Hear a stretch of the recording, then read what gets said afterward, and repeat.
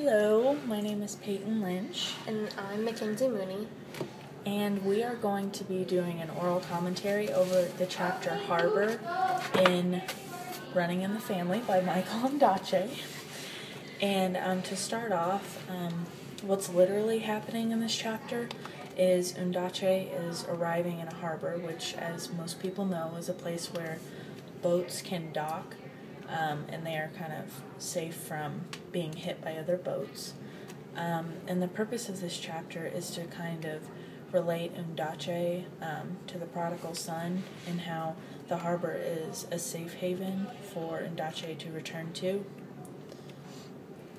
Okay, so in the first line, it states, "I arrived in a plane but love the harbor."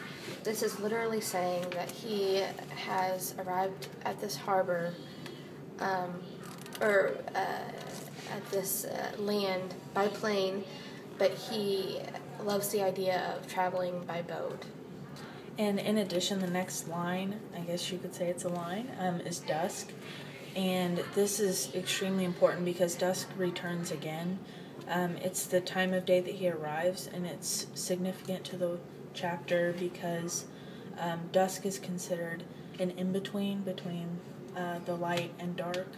And this is kind of where he finds himself most of the time in relation to being, the prodigal son of this chapter. And dusk could also be considered as Ondaatje's, his safe haven, being the harbor, because he doesn't necessarily like the light because it could be attributed to his family, and in the dark could be contributed to his isolation and lonesomeness. And speaking of his isolation in lines 4 and 5, he talks about the harbor road and its ship chandlers, soap makers, ice on bicycles, which has a real distant tone to it. He doesn't exactly know the soap makers anymore by name as he might have before. And additionally, the ice on bicycles suggests that since it is on the ocean, the temperature is much cooler at the harbor than it is, which in Sri Lanka, which strongly contradicts the heat motif that reoccurs throughout the novel. And to also add on to that, with the distant tone of lines 4 and 5, it seems as though he, like Peyton said, remembers the land, but he doesn't necessarily relate to it as he did once before. Yeah. So in line 7, he's kind of recalling the memory of this harbor and the last time he's thought about it, which was, he was saying goodbye to a sister or, his mother. And again, it says dusk. So dusk is obviously a reoccurring theme and extremely important to this passage. And again, it just signifies that he's been isolated since then, and he doesn't like to think about this memory because it brings sadness to a place that he once loved.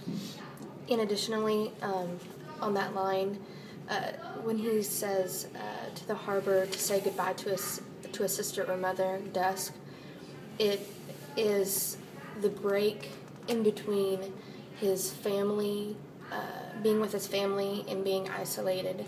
So that could be a reason why he repeats dusk also.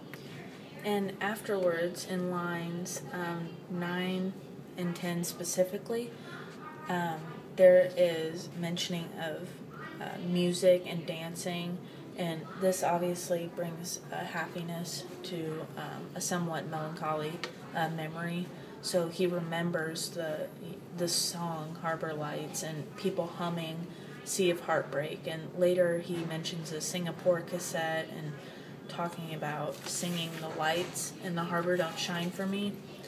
So this kind of brings a happiness to the work as a whole. But again, as he sings, "The lights in the harbor don't shine for me," this kind of places him in the prodigal son situation, because he has just returned to the harbor, but he realizes his family has kind of forgotten him in a way. Okay, and then on lines 17 and 18, Andache talks about, "I love it here, skimming out into the night anonymous." This is also another example of the night being how he is isolated because he is anonymous in the light.